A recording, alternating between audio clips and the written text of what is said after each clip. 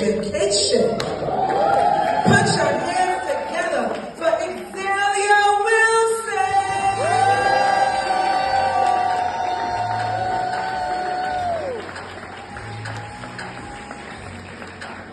Yes, thank you. Okay, I'm gonna need y'all to tap me when I talk too long. I'm gonna take a second. So before I get into the 3 minutes. So before I get into the real stuff, I'm gonna get my little brag session on, okay?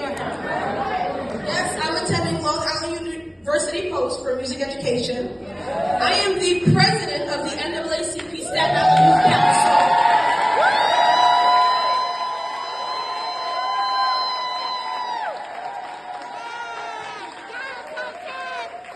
I am the secretary for NAACP New York State Youth and College Committee.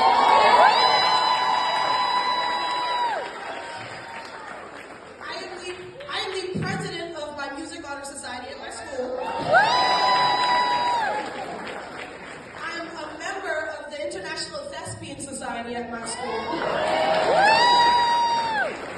And this year I will be graduating with my Distinction Seal of Community Service, which means over my 4 years of high school, I have completed over 200 hours of community service.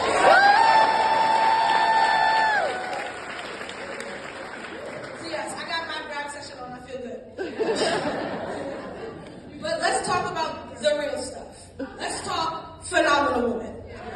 So first, I want to thank my mom, who is a real phenomenal woman. She's sitting in the front, taking pictures of all the people who came up here, and also the aunties who are doing the real thing and getting the credit that they deserve.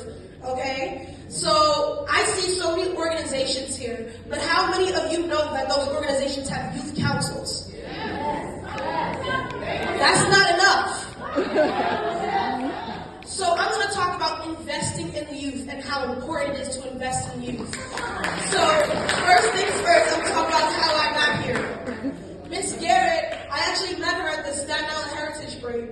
I was doing an outreach for NAACP, and a guy came up and ate my bag of pencils in front of me. And my mom's laughing, it's not funny. It was a terrifying experience. And I was like, dang, I can get through the rest of this. I didn't check to get out of here.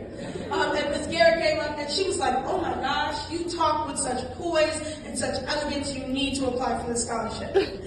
And I dilly-dallied it for a while. I didn't get around to it for a minute, but I eventually got around to it, and that's how I ended up here. So I do want to thank you again, because that did brighten my day a little bit. But I also want to talk about my youth council and the work that we're doing.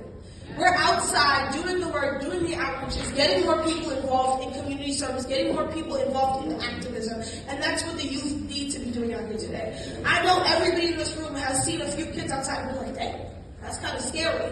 I don't know about these youth these days. They acting crazy. But one thing you should know is that if there wasn't somebody who came up to me and invested the time and energy into me and put the money into me, I would not be here today doing what I do. Which is why, in the most polite way, I want everybody here to empty their pockets into the youth. Please, give the youth more money, give the youth more time, give the youth more energy, because who knows that youth that you saw on the street doing things, doing inappropriate things, youth that you didn't like to see, if you gave them the time, the energy, and the money, that's the money, that they could be up here doing the same things that I do today and continuing to do. I'm going into music education for one reason only, because I didn't have somebody who, I knew I loved to sing from the minute. I didn't have somebody to tell me that here's what you should be doing, here's how you can do it better. And that's exactly what I want to do for all the youth. So I need everybody in this room to leave with the same determination to do it as well.